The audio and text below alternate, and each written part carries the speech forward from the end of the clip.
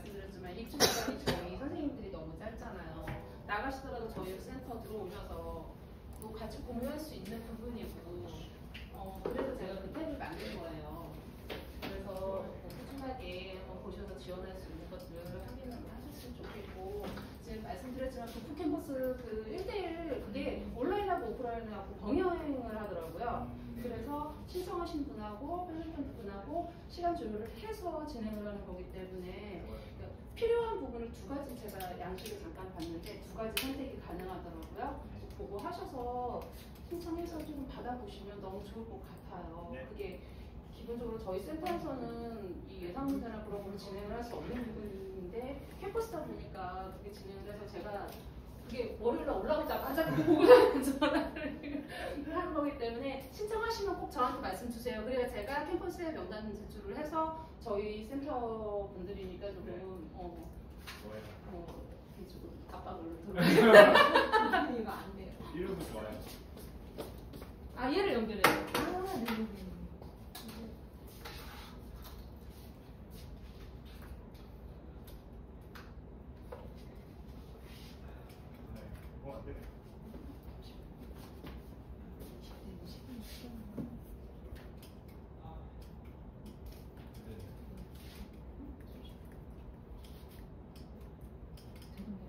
그게 켜졌나요? 이게 켜져야 되는데. 켜졌어요. 레이저랑 얘가 되는데 레이저가 들어오는 거 보면은 실행만 되는 건데 괜찮아. 그냥 하겠습니다. 진짜. 역시 제목부터 다르네요. 그러니까. 와. 성공하시길 바랍니다. 그러면 하겠습니다. 저 사실 오늘 모든 일정이 4시 안에 끝날 줄 알았어요. 저희 아이가 지금 놀이터를 방황하고 있어서 사실 마음이 30분 만에 끝내면 네, 열심히 그래도 가져가시는 게 있으셔야 하니까 근데 오늘 워낙 앞에서 잘 정부지원 사업에 대해서 알려주셔서 저는 거기에 이렇게 살짝 숟가락을 하나 얹어드립니다. 조세혁입니다. 제가 준비한 건 저는 교정 교열사다 보니까 어제도 사실 포스코 보고서 의뢰를 맡아가지고 교열을 봤는데 내용은 너무 좋아요. 내용은 너무 좋은데 문장적으로 좀 부족한 부분이 있고 그게 문제가 되는 분들이 저한테 의뢰를 주세요. 그래서 제대로 말이 되게 고쳐달라. 요즘에는 AI도 많이 활용한다고 하지만 AI가 감당하지 못하는 부분도 있기 때문에 이 문장적으로는 우리가 계속 가지고 가야 되지 않을까. 그래서 오늘 저는 이렇게 5가지를 좀 중점적으로 볼 계획이고요. 첫 번째는 그럼 성공하는 사업계획서 문장의 핵심 요소가 뭘까? 두 번째는 평가자의 마음을 움직이는 표현의 힘.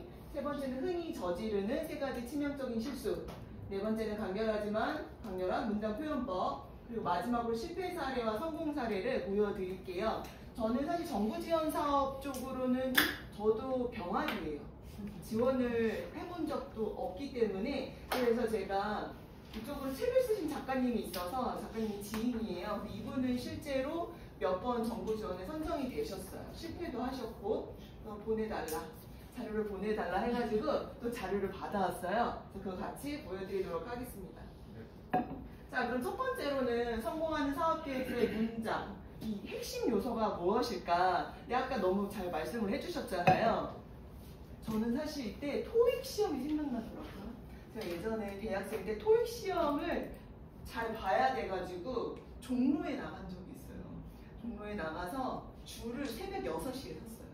새벽 6시에 1시간 반 정도를 줄을 서가지고 그때 김대균이라고 혹시 아세요? 김대균이라는 사람의 강의를 듣기 위해서 새벽 6시에 친구하고 줄을 서서 그 강의를 들었는데 이 강사의 핵심은 그거였어요. 시험은 시험이다. 영어를 잘하려고 하지 마라. 시험을 잘 보는 게 중요하다. 시험 유형을 분석해 주더라고요. 그래서 이 사람이 유명한 이유는 결국은 그래서 시험 점수를 잘 받게 하는 게 포인트였구나 라는 생각이 들었고 조금 전에 대표님께서 말씀해 주셨던 것도 결국은 심사위원이었죠. 그렇죠? 그래서 제가 글쓰기 특강을 다닐 때 항상 중요하게 이야기하는 잠시만요. 부분이 바로 독자입니다. 네, 독자. 글쓰기에서 제일 중요한 게 뭐냐 했을 때는 그 글을 읽는 사람이 중요하다는 거죠. 그 글을 읽는 사람이 얼마나 이해를 하느냐. 근데 지금 여러분들 이 사업계획서의 독자는 바로 심사위원이시잖아요. 그렇죠? 그래서 그러면 이 심사위원한테 얼마나 마음에 들 것이냐. 그러니까 제가 교열을 하는 이유는 의뢰 이야기를 들어보면 결국은 전달력이거든요. 전달이 잘 안 되는 것 같다. 내 메시지가 잘 전해지지 않는다. 그래서 이 문제를 해결해야 한다. 그래서 제가 항상 초점을 두는 부분은 이 세 가지예요. 관점, 구조, 표현입니다. 이제 관점은 나의 관점이 아니라 그 사람의 관점이 되어야 한다는 거죠. 심사위원이 바라는 게 뭐지? 심사위원이 이해하기 쉬울까? 아까 말씀하신 것처럼 심사위원은 정해진 시간 안에 굉장히 많은 계획서를 보죠. 그렇기 때문에 흥미를 느낄 수 있는 계획서가 중요합니다. 나 이게 대단해, 나 이거 잘하는 사람이야가 아니라 너한테 이런 문제가 있는데 그거 우리가 해결할 수 있어. 이런 그 사람의 관점을 읽는 게 중요하고요. 두 번째는 구조입니다. 그래서 아까 폰트도 건드리지 말라고 하셨잖아요. 특히나 이런 정부지원사업 계획서 같은 경우 공공의 문서이기 때문에 그 틀을 건드리지 않는 게 굉장히 중요한 포인트입니다. 그래서 정해진 분량 내에서 키워드를 중심으로 일관되게 쓰셔야 합니다. 그 다음에 마지막으로 표현. 심사위원회 수준에서 사용된 표현인지, 전문성이 보이는지, 팩트인지, 사실인지, 불필요한 문장은 없는지를 살펴보셔야 하는데요. 관점에 대해서 좀 쉽게 이해할 수 있는 게 뭐가 있을까 하다가 이 사례를 가져왔어요. 이건 도구 광고예요. 도구 광고인데요. 인종이 다른 3명의 여성이 나와요. 이 사람들 티셔츠를 벗으면 이렇게 바뀌는 거죠. 이 의도는 원래 이거는 인종을 떠나서 모두 다 같이 사용할 수 있어. 모든 사람들이 다 쓸 수 있는 거야. 라는 바디워시 광고였어요. 근데 그렇게 보이시나요? 아니요. 인종차별로 느껴지죠. 그렇죠? 옷을 벗었는데 백인이 나왔어요. 그러면 우리 더럽다는 거냐? 이게 된 거죠. 그래서 전면 보이콧으로 대응했고요. 결국 도구에서는 광고를 내리고 사과를 했다고 해요. 이게 바로 관점을 잘못 읽은 대표적인 예가 아닐까라는 생각이 드는데요. 그렇다면은 아까 말씀드린 것처럼 우리는 이걸 잘합니다가 아니라 당신은 이런 문제가 있는데 우리가 가진 능력으로 이 문제를 해결할 수 있습니다로 접근을 해야 해요. 심사위원의 주제에 흥미를 느끼는지, 내 사업 주제는 심사위원이 원하는 영역 안에 있는지, 아까도 말씀하셨죠. 그 사업이 연관이 되어야 해요. 그렇죠? 그 다음 심사위원은 계획서를 읽고 전반적인 이런 미래지향적인 그림을 그릴 수 있는지, 그 다음에 심사위원의 관점으로 작성이 됐는지, 마지막으로 심사위원이 이거 정말 가능성이 있다, 우리한테 필요하겠다 라는 마음이 느껴지는지를 보셔야 합니다. 그렇다면 이 평가자의 마음을 움직이는 표현의 힘을 한번 볼게요. 이게 보고서도 그렇고 사업계획서도 그렇고 굉장히 이성적인 글이잖아요. 하지만 마음을 움직이는 건 감정의 영역이에요. 그렇죠? 그렇기 때문에 감정의 영역을 여러분들이 작성하실 때 고려할 필요가 있습니다. 그래서 아까 말씀하신 것처럼 제목이 굉장히 중요하죠. 그렇죠? 우리가 서점에 나가서 베스트셀러 보면은 어때요? 제목이 확 끌어요. 그렇죠? 근데 막상 내용을 봤을 때는 이게 뭐야? 라는 책들 저는 사실 굉장히 많이 접하거든요. 제목이 70%가 홀린대요. 네, 출판사 쪽 얘기를 들어보니까 제목이 70%다. 근데 아까도 말씀하셨죠. 제목이 첫 번째다. 첫인상이다. 재미없으면 걸러낸다. 그다음 두 번째는 공공기관의 선호 표현을 쓰시는 게 좋습니다. 대표님한테 사실 들었던 팁인데요. 너무 이걸 수식어 있죠. 형용하는 표현 필요 없다는 거예요. 필요 없고 핵심 키워드에 주목하고 지금 트렌드, 지금 이게 이슈가 되는 게 무엇인지, 그걸 바탕으로 정부가 집중하는 정책이나 최근 이슈를 중심으로 작성하는 게 좋다고 합니다. 맞나요, 대표님? 그 다음에는 감정을 전달하시는 거예요. 꼭 필요한, 이거 정말 우리나라의 발전을 위해 꼭 필요한 사업이다. 호소하듯이 하는 게 좋다고 합니다. 이거는 그 다른 그 선발 계신 대표님께 물어봤는데 호소하는 게 필요하대요. 감정적인 호소. 그리고 나의 경험을 바탕으로 스토리텔링이 들어가야 하고요. 문제점을 이성적으로 느끼는 게 아니라 감정적으로 느껴야 된다는 거예요. 아, 그거 정말 불편하겠다. 그리고 나서 풀어내는 글은 이성적이어야 한다는 거죠. 그렇기 때문에 초반에는 감정의 영역이 들어갑니다. 그래서 이제 맘스타터 작가 이분한테 받아온 자료였는데요. 그러면 이분도 첫 번째가 제목이라고 얘기를 했어요. 근데 이제 제목이라는 게 우리 업체명이 아니에요. 아이템명이라는 거예요. 그래서 그때 고객 목적, 차별 기술, 아이템이 뭔지 이렇게 이 세 가지가 압축돼서 들어가는 게 좋은데 예를 들어 친환경 기념품 플랫폼 이게 아니라 자원순환 소재를 활용한 B2B 고객 스마트 크리에이션 기념품 플랫폼 이렇게 제목으로 조금 명확하게 이해할 수 있도록 작성하는 게 좋다고 합니다. 그 다음 여기도 보면 마인드미 심리상담 서비스 이렇게 하면 탈락이래요. 네, 정확하게 TCI 성격 검사를 이용한 차별화된 기술이죠. 그 다음 성폭력 피해자, 고객이 누군지, 심리치료 솔루션, 아이템의 종류가 무엇인지 이렇게 구체적으로 명확하게 아이템을 정하는 게 정말 중요하다고요. 여기에서 70%라고 합니다. 이거 정말 네, 너무 좋은 팁인 것 같아요. 진짜 네. 근데 흔히 저지르는 실수가 있다는 거예요. 자, 첫 번째는 형식의 창작은 금물. 아까 말씀하셨죠. 폰트, 줄 간격, 페이지 수. 이거를 굉장히 강조하셨고 그 작가님도 굉장히 강조하시는 거예요. 창작하려고 하면 안 된다. 이거는 에세이 소설이 아니다. 정해진 분량을 정확하게 지켜내는 기본을 본다는 거예요. 그래서 이게 만약에 따르지 않으면 탈락이라고 하셨죠. 맞아요. 감점 요인이 된다고 합니다. 그 다음 두 번째는 튀는 표현 쓰지 마세요. 네, 과도하게 창의적이거나 형용적인 표현보다는 기본 틀에서 벗어나지 않는 선에서 팩트 그리고 지금 되는 이슈와 어떻게 연결이 되는지 이 부분을 봐야 되고요. 그 다음 마지막으로는 잘못된 문장 표현 그리고 오류. 이게 20장을 써야 하는 거잖아요. 근데 간절해지긴 하는데 어느 순간 내 문장에 내가 지쳐버리고 했던 말 반복하게 되고 불필요한 거 들어가죠. 근데 나중에 빼야 되는데 내가 쓴 글이 아까우니까 그래 내용 많으면은 더 쳐줄 거야. 그 넣게 된다는 거죠. 근데 아까 말씀하신 것처럼 관련이 없고 중복이 되면 탈락. 이게 요소가 될 수 있는 거죠. 이런 것들 조심하셔야 되는데요. 이 양식은 아까 보여주셨죠. 이렇게 정해진 양식에 제대로 써주시면 되고요. 워낙 아까 잘 설명을 해주셔서 이 부분은 넘어가겠습니다. 그래서 구체적인 표현을 한번 보면은 피해야 할 표현은 우리는 믿을 수 있는 팀입니다. 우리 잘해. 우리 이런 능력이 있어.가 아니라 구체적으로 우리는 몇 년의 사회적 기업으로 인증되었습니다. 객관적인 증거를 대라는 거예요. 다음, 우리는 이 일을 할 수 있습니다. 이게 아니라 우리는 이번 프로젝트에 몇 명이 참가하고 이중 PM인 무엇을 전공했고 기존에 어떤 사업을 수행한 이력이 있습니다. 굉장히 구체적이죠. 구체적으로 간다는 건 그만큼 신뢰를 얻을 수 있어요.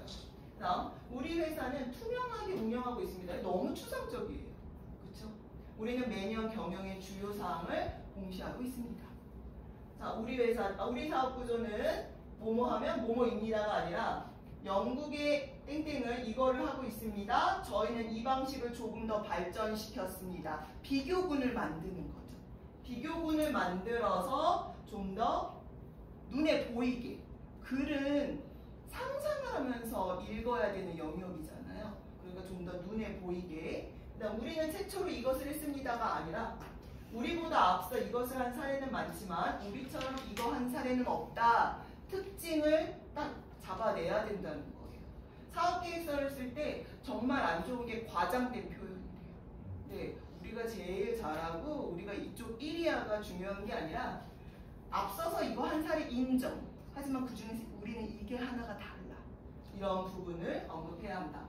저희 프로그램 지원을 받은 청소년들이 작년에 비해 성적이 10% 좋아졌습니다. 이렇게도 쓰면 안 된다는 겁니다. 저희 프로그램 지원을 받은 청소년들이 전년도에 비해 성적이 좋아졌는데 이는 같은 시기에 보충학원을 다닌 아이들의 성적 개선도에 비해 어떤 수준입니다. 비교군을 구체적으로 만들어라. 다음, 이번 프로젝트를 통해 신규 시장에 진출할 수 있는 기회가 되리라 생각합니다가 아니라 이번 프로젝트를 통해 어떤 시장에 진출하면 기존의 자사가 보유한 어떤과 시너지가 있을 것이다 라는 구체적인, 정말 아까 계속 언급하셨죠. 구체적으로 넣어야 한다. 그러니까 문장 역시도 이렇게 추상적이고 모호한 표현이 아니라 객관적인 근거를 두시는 게 좋습니다. 객관적인 증거와 비교를 주는 게 좋고요. 그래서 이 표현을 업그레이드하는 방법의 팁을 좀 하나 드리고 싶었어요. 제가 교열사고 보고서를 보잖아요. 보고서를 보이면 아 이거는 좀 빼면 더 문장이 깔끔해질 텐데 라고 하는 것들이 사실은 저는 문장을 잘 쓰고 싶어요. 인정을 받고 싶어요. 근데 그러다 보니까 사람들이 많은 걸 집어넣어요. 문장에. 근데 문제는 그 집어넣은 게 문제가 된다는 거죠. 사실은 빼야 합니다. 불필요한 것들을 빼야 문장력이 올라간다고 하고요. 요즘은 이제 심사위원들은 물론 꼼꼼하게 보시겠지만 지금 경향상 글을 많이 읽지 않아요. 글이 많이 제시가 되면 피곤해합니다. 그러다 보니까 문장을 효율적으로 가기 위해서는 자꾸 줄이려고 노력을 하셔야 돼요. 그때 빼면 좋은 게 바로 적의를 보이는 것들이에요. 네, 적의를 보이는 것들이라고 해서 이것 자체로 말이 되긴 하는데 이 각각을 빼라는 의미입니다. 첫 번째는 적이에요. 이 공문서에 굉장히 많이 나오는 표현인데요. 사실은 이제 국어적으로는 이걸 점점 빼자라는 분위기로 많이 갑니다. 왜냐하면 있어빌리티가 좀 있죠. 뭔가 적을 넣으면 좀 멋있어 보이는 거죠. 하지만 사실은 없는 게 의미는 훨씬 잘 이해가 됩니다. 사회적 현상이 아니라 사회 현상. 경제적 문제가 아니라 경제 문제. 정치적 세력이 아니라 정치 세력처럼 굳이 없어도 될 단어를 넣지 않는 게 현명한 거다라고 생각을 하고요. 두 번째는 의입니다. 의. 이것도 생각보다 굉장히 남발하세요. 그래서 뭐 아예 쓰지 말자는 게 아니라 필요한 부분에 넣자는 건데요. 한 문장에 하나 정도가 적당합니다. 뭐뭐의 제목으로도 많이 들어가죠. 저도 교정교열할 때 뭐뭐의 짧은 제목 안에 의가 2번 들어가면 어떻게든 빼드려요. 말이 되게 해서. 네, 의가 많아질수록 문장의 추상성은 올라가요. 그래서 전달하려고 하는 게 뭐지? 대표적으로 의랑 비슷한 게 의로예요. 의로도 한 문장 안에 너무 많이 들어가면 뜻이 전달이 안 됩니다. 그래서 의로도 자꾸 뺐을 때 어떤 걸로 바꿀 수 있을까 고민하셔야 돼요. 그래서 의로 보면 문제의 해결. 이게 읽을 때 자연스럽게 넘어가요. 그렇죠? 하지만 문제 해결로도 충분해요. 혼자의 힘으로. 취향의 형성 시기. 취향이 형성되는 시기. 이렇게 하시면 훨씬 명확해져요. 한국어도 주어와 수어가 있어요. 주인공과 그 주인공이 뭐 했냐가 제시가 돼야 되죠. 그렇죠? 근데 의는 그걸 자꾸 막아요. 흐려요. 대신에 명사를 길게 쓸 수 있게는 만들어주는데 명사가 길수록 전달력은 떨어져요. 그래서 의는 가급적 줄이시는 게 좋고요. 두 번째는 피동입니다. 피동은 자, 주동은 뭐예요? 그걸 내가 스스로 해요. 그렇죠? 피동은 당하는 거죠. 예전에 혹시 미생이라는 드라마 보셨어요? 미생에서 보면은 보고서를 이렇게 문장을 고치라고 그러고 보고서를 계속 봐주잖아요. 그러면서 이야기해요. 너의 문장에는 주체성이 떨어진다. 주체성이 떨어지게 하는 게 바로 이 피동이에요. 자꾸 무엇을 하게 되었다. 우리는 그런 연구를 하게 되었다가 아니라 그런 연구를 했다라고 하는 게 문장을 끌고 가는 힘입니다. 주체적으로 여기 자신감이 있구나. 그 표현도 오히려 이런 사소한 데에서 느껴지게 해요.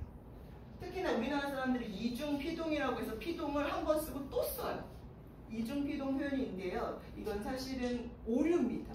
오류라서 이제 바꿔야 되는 부분인데 우리가 많이 써요. 이거 참 책이 잘 읽혀져. 이렇게 얘기하죠. 근데 읽다에 읽히다라는 피동이 들어갔는데 여기에 어와지다도 피동이에요.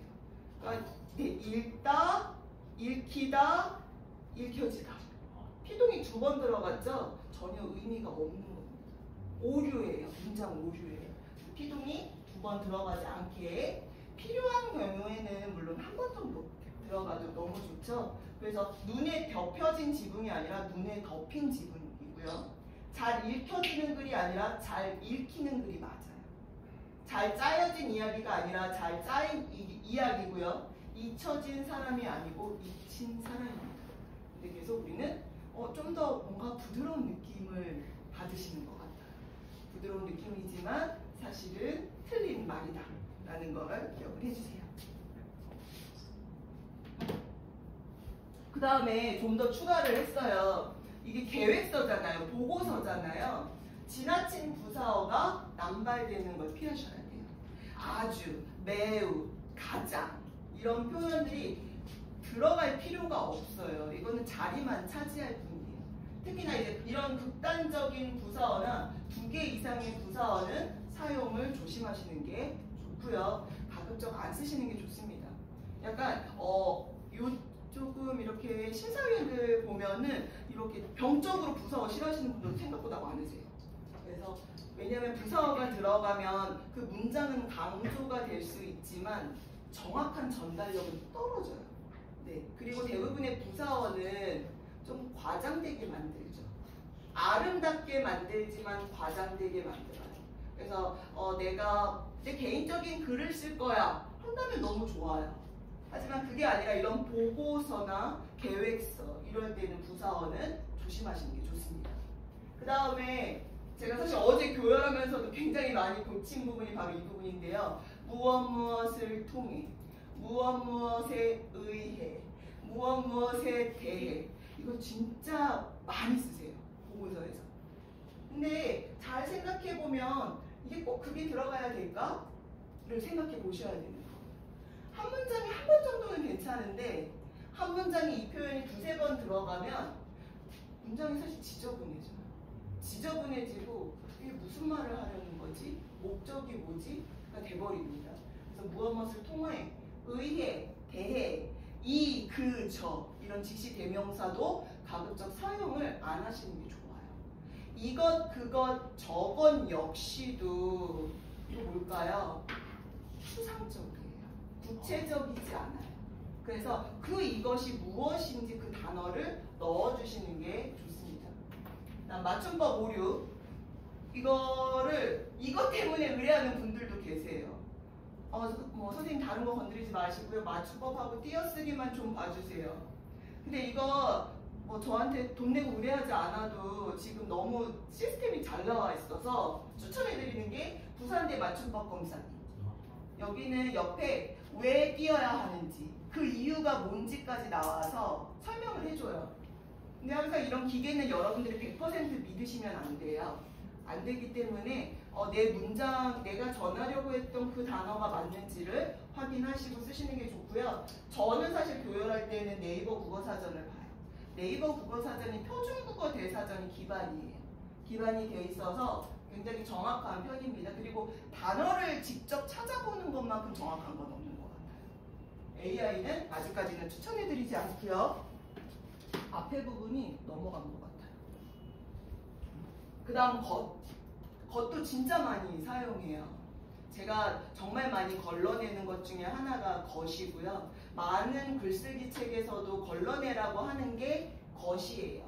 겉은 의미가 없어요. 그렇죠? 단순히 이 동사나 형용사를 명사로 만들고 싶어서 쓰는 게 겉이에요. 그렇기 때문에 이 겉을 쓰면 문장이 불필요하게 길어집니다. 그래서 겉은 가급적 사용하지 않는 게 좋아요. 내가 살아있다는 것에 대한 증거. 그냥 내가 살아있다는 증거로 충분히 명확해집니다. 상상하는 것은 즐거운 것이다. 겉 2번 왔죠. 이런 표현 굉장히 많이 쓰세요. 그냥 상상은 즐거운 것이다. 훨씬 간결하죠. 우리에게 그것은 미래적인 것을 의미했다. 이런 문장. 지금 보니까 이상한 거지. 사실은 그냥 넘어가요. 그렇죠? 우리에게 그것은 미래를 의미했다. 훨씬 명확하죠. 그렇죠? 굳이 불필요한 것을 넣지 않는 게 좋습니다. 자, 그 다음에 이 것이나 들 같은 경우에는 약간 외국에서 온 분들이 많이 사용하는 오류 중에 하나고요. 이제 책을 보더라도 이제 번역된 책에서 많이 나타나는 특징인 게 그 언어에서는 이게 중요하거든요. 영어에서 복수 너무 중요하죠. 그러니까 저도 그 해외파 작가의 책을 교열한 적이 있었는데 다 들이에요. 들. 왜 이렇게 썼어요? 하면 영어에서는 이 복수가 너무 중요하고 그 다음에 이제 동사에 s를 붙일 것인가 말 것인가 정해지잖아요. 그러니까 꼭 넣어야 되는 거예요. 네, 한국어에서는 사실 이런 한국어는 복수가 발달되어 있지 않습니다. 그렇기 때문에 굳이 매 단어마다 들을 넣으면 오히려 한국어에서는 그게 어색한 거예요. 여기도 보면 이미 수많은이라는 단어가 들어갔어요. 그런데 이것 자체로 복수의 뜻을 갖고 있어요. 수많은 무리 들 이렇게 하게 되면 굳이 복수가 돼버리죠. 수많은 무리가 열을 지어 행진한다. 이렇게 해도 훨씬 명확합니다. 문들이 열리자 관람자들 무리가 들어왔다. 이것도 굳이 들을 넣을 필요 없어요. 문이 열리자 관람자 이 무리라는 단어에서 이미 복수의 뜻을 가지고 가기 때문에 필요 없어요. 모든 아이들이 부모들에게 뛰어갔다. 여기서도 마찬가지로 모든 아이가 부모에게 뛰어갔다. 이렇게 쓰시면 훨씬 명확합니다. 그 다음에 이거는 약간 일본어의 영향인 것 같아요. 고 있다, 아어 있다 굉장히 남발하는 경우가 많아요. 서울 끝에 자리 잡고 있는 작은 도시, 서울 끝에 자리 잡은 작은 도시 차이가 없어요. 그렇죠? 굳이 잡고 있다라는 진행형의 표현을 넣을 필요가 없는데도 불구하고 습관이에요. 습관적으로 모든 글에 고 있다를 넣기도 하더라고요. 그래서 이런 부분들 우리는 더 이상 걱정하지 않고 있었다. 우리는 더 이상 걱정하지 않았다. 그에게 있어 가족은 목숨과 같았다. 그에게 가족은 목숨과 같았다. 굳이 있다가 없어도 충분히 전달이 되고 오히려 이 표현들이 없음으로써 문장이 명확해져요. 그래서 여러분들이 글을 쓰실 때 이 보고서뿐만이 아니라 평소 글을 쓰실 때도 적의를 보이는 것들 이거는 기억해 주시면 좋습니다. 자, 그러면은 어떻게 표현을 하는 게 좋을까? 그래서 먼저 보고서잖아요. 보고서는 개조식과 서술식이 있습니다. 서술식은 뭐뭐합니다, 뭐뭐한다 이렇게 쓰는 게 서술식이고요. 개조식은 뭐뭐함 아니면 명사로 끝나요. 이걸 개조식이라고 하는데 지금의 보고서는 제가 지금까지 교열한 보고서 중에서 서술식은 없었어요.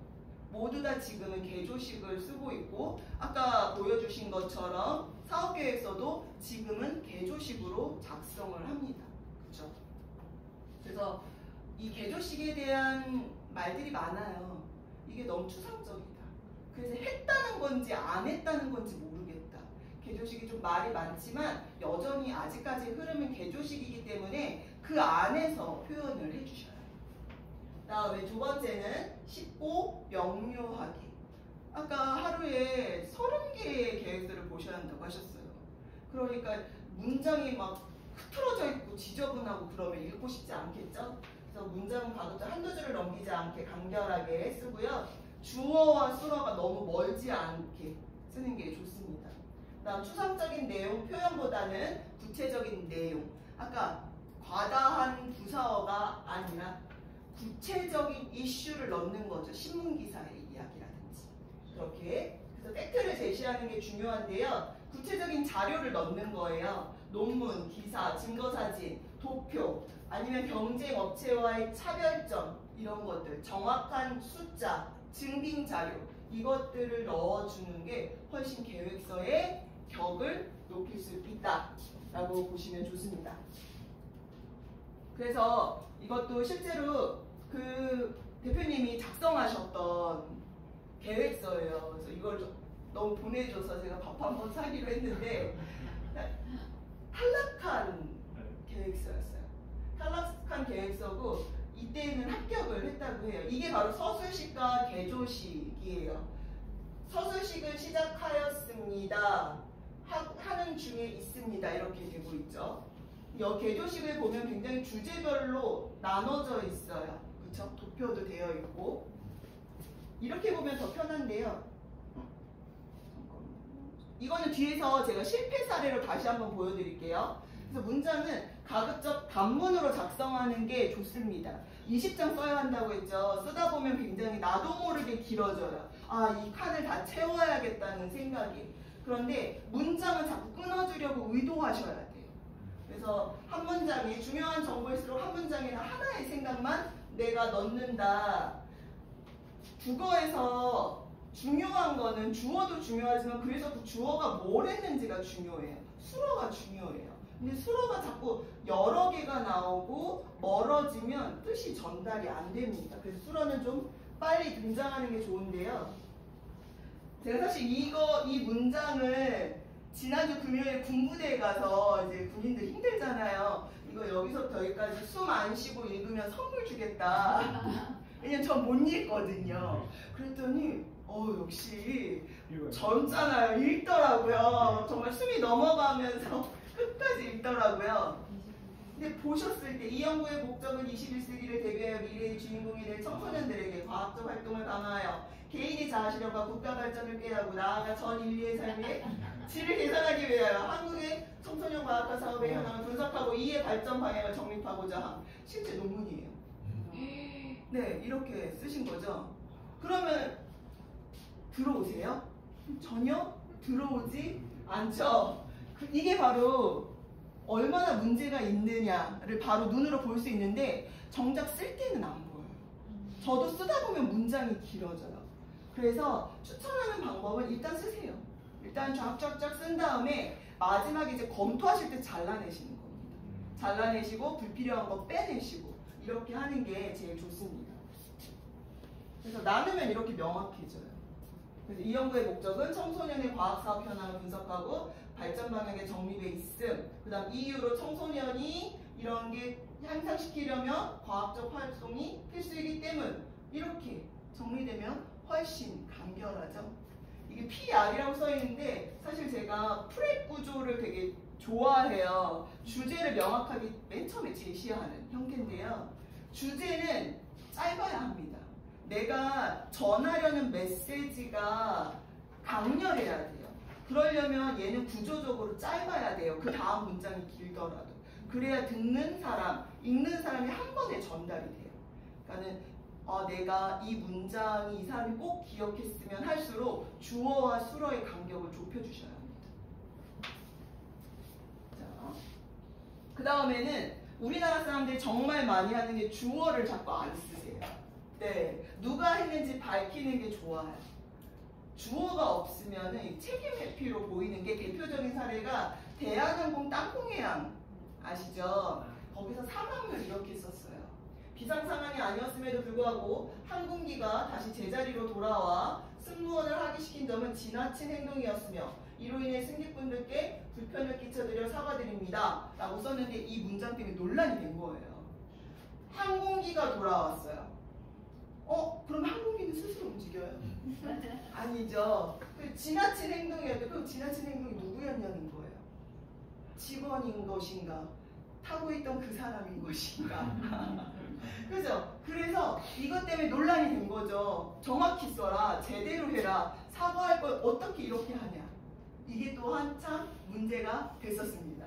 이런 식으로 주어가 없으면은 책임 회피로 보이기 때문에 문장을 쓸 때는 조금 주체적으로 무엇이 그랬는지를 써야 되는데요. 없어도 될 때가 있어요.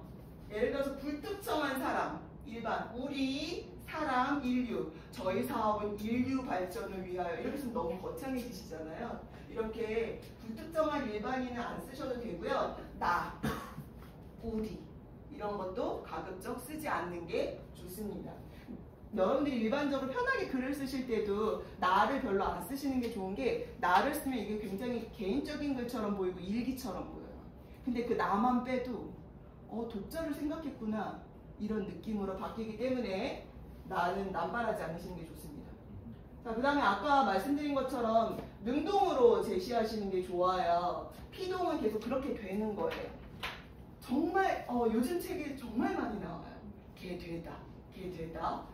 이렇게 쓰게 되면은 명확성이 떨어지고요. 뭔가 주체적이지 않아요. 그래서 그러면은 여기가 했다는 거야? 그렇게 만들어졌다는 거야? 이게 우리나라 사람들 겸손하죠. 겸손의 표현으로 자꾸 피동을 쓰세요. 근데 그러다 보니까 사업계획서 같은 경우 좀 자신감이 보여야 해요. 근데 자신감이 보이지 않죠. 겸손함은 잘못하면 자신감이 떨어져 보입니다. 그래서 자꾸 능동으로 표현을 할 필요가 있고요. 그런데 우리가 개발하려는 이 상품에 대한 강조예요. 그럴 경우라면 쓸 수 있겠죠. 사물을 강조할 때, 흐름이 필요할 때는 써도 괜찮지만 우리 업체가 그렇게 한다라고 할 때는 가급적 이 피동은 피하시는 게 좋습니다. 이 글에서는 글쓰기 능력의 효율성이 다루어진다 할 필요 없이 이 글은 글쓰기 능력의 효율성을 다룬다 이렇게 했을 때가 훨씬 명확하죠. 그렇죠? 내가 전달하려는 게 있다면 좀 더 정확하게 구체적으로 주어와 수어를 제시하면서 가시는 게 좋습니다.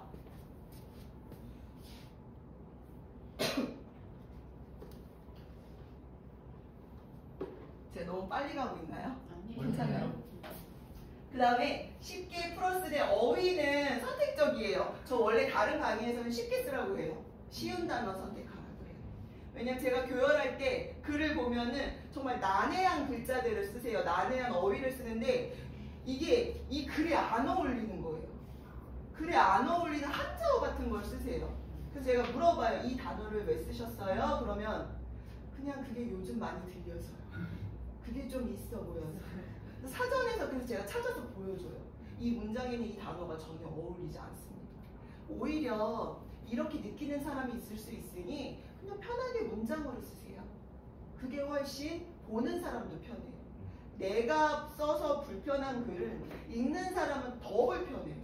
그래서 오히려 좀 쉽게 쓰되 어휘는 선택적이라고 한 게 심사위원들도 전문가잖아요.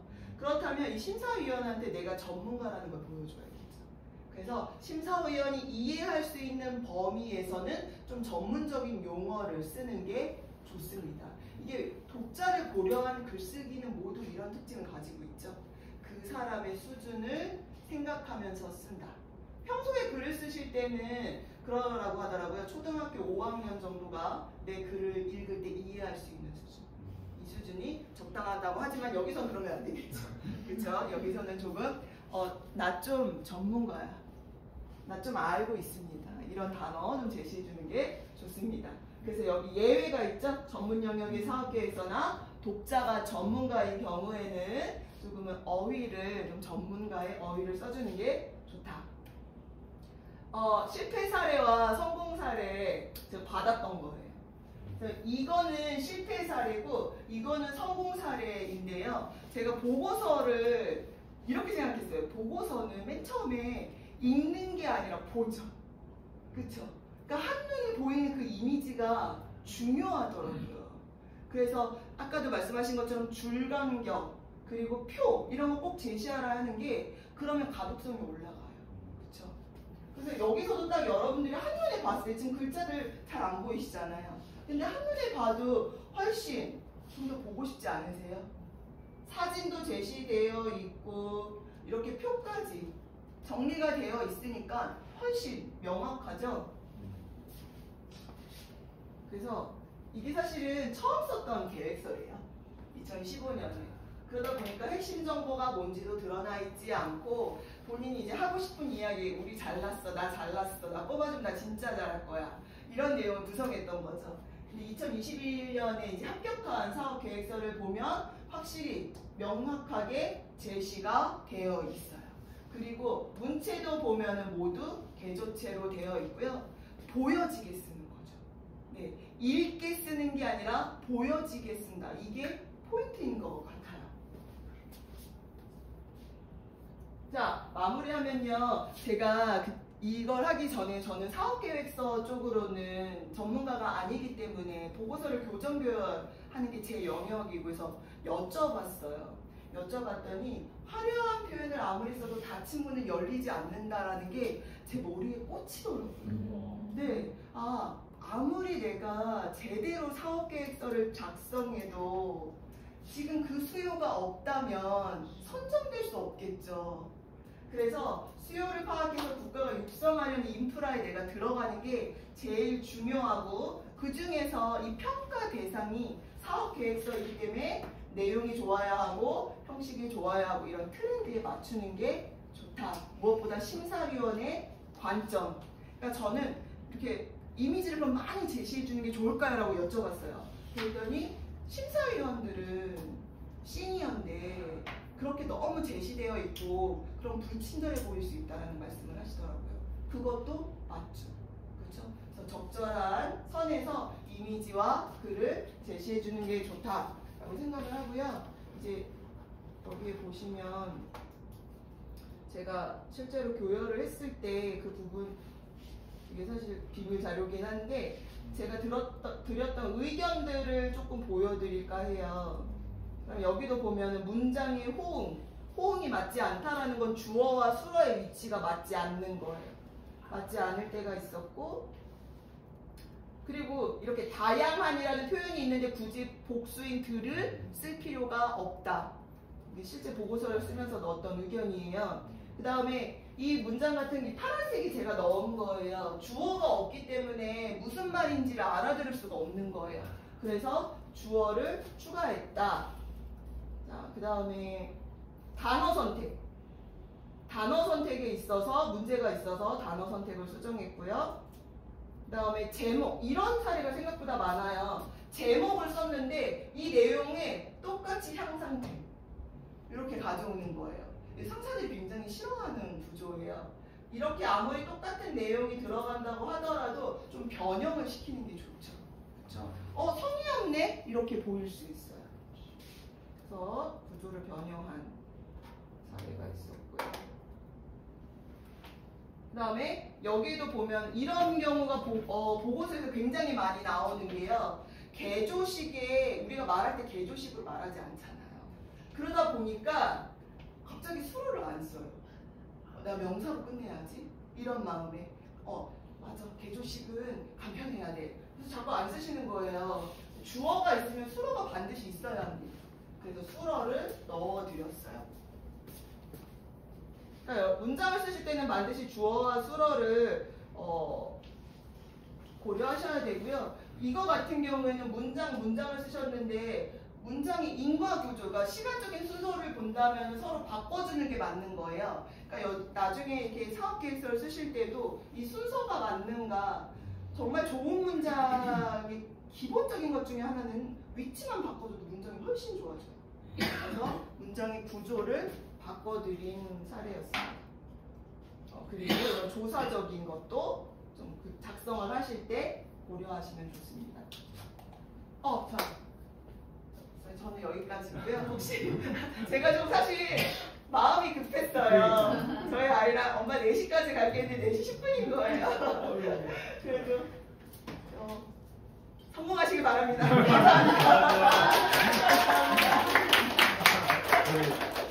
죄송한데 잠깐 한 1분만 말씀드릴게요. 저도 오늘 배운 게 너무 많아가지고 감사한데, 그렇게 해서 지금 조 대표님이 말씀하신 것처럼 그런 표현을 가지고 이제 사업계획서를 작성을 해서, 그러면은 내가 작성하는 사업계획서가 어떻게 평가받을 것이냐 하는 걸 내가 주관적으로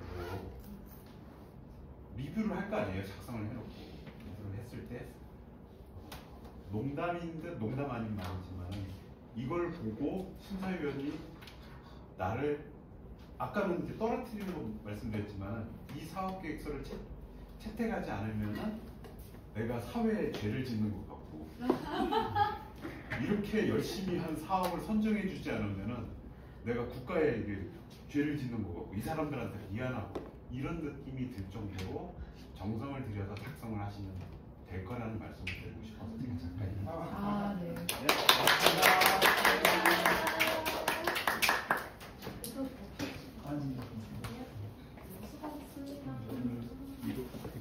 같이. 네. 원민영 국장하고 잘하세요? 아니요. 원민영이요. 어떠셨어요? 개인 네. 선수. 저도 그렇습니다. 실수 안 받으더라고요. 저도 보고서나 대회 사업계획서 작성을 할 때 저도 그게 일상이다 보니까 간혹 보니까 저도 놓친 부분들이 좀 한두 개 보이는 것 같아요. 제출해요? 네. 사업계획서를 책으로 보시는 장점이 되게 신기했어요. 사업계획서 자체를 책으로 독자를 입수하는 모든 문서는 다 그렇다. 그렇게 저 다른 데가 공부해서 그런 분들을 계획서 만드시거나 이제 대표님처럼 감사합니다. 저희 삼촌들에게 가능하시면 말도 조율을 하시는 네. 다른 입장에서 또 다른 시각으로 말씀해주시니까 되게 또 다르더라고요. 그러니까 그런 얘기는 하셨거든요. 심사위원회 눈높이에 맞춰야 되고 이런 부분들 말씀하셨는데 그거를 책 쓸 때 그 책을 본 독자적인 그게 들어갔어요. 이거예요? 완전 똑같아요. 깜짝 놀랐어요. 맞아요. 저 이거 하기 전에 대표님하고 따로 또 얘기 나누면서 방향을 잡는데 결국은 이런 보고서 계획서 읽는 독자는 심사위원인 거고 책을 읽는 독자인 거니까 그 사람들을 고려하지 않은 글이기 때문에 떨어지는 거거든요. 저희 한 달에 한 번씩 인큐베이팅데이라고 해서 이렇게 모이셔가지고 서로 이렇게 그날 이렇게 도움이 될 수 있는 것들을 얘기를 이렇게 같이 하는 것도 좋을 것 같아요. 네네. 서로 많이 도움이 되지 않을까 이렇게 생각해요. 수지관련이고 영어는 다 쓰죠. 오늘 너무 아유, 저는 심사위원회 이런 강의를 들을 수 있어서 너무 영광이었어요. 신기한 프로젝트가 근데 이렇게 죽었는데 합격 못하면은 그 다음에 후속편 그거 하셔야죠. 내가 봤을 때 이렇게 쉽게 가는 사업 계획서 작성하는 거에 대해서 이렇게 문법까지 다 말씀을 해주는 강의는 거의 없을 거예요. 그러니까요. 사업계에서 책을 쓰시죠. 감사합니다. 수고하셨습니다. 여기 지금 저도 같이 예. 있나요? 예, 수고하셨습니다. 감사합니다. 네. 여기는 멘트 쓰는 건데 선생님들이 쓰셨네. 그래요? 네, 이거 출석 보시고 죄송한데 이거 두 분 빼시고 이거는 멘트 참여한 멘트들이거든요. 그래서 이게 제가 쓰는 게 아니라 보고서라서 멘토형 보고서라서 그거 글씨 좀 부탁드릴게요. 그린나래하고 진재홍 그린나래. 그러니까 진재홍. 이분들이 저기 참여하신 분들이 여기 멘티. 그렇구나. 제가 쓰니까 계속 쓰신 거죠. 그리고 지금 플랜 신체형 플랜. 이제는 놀 대표님.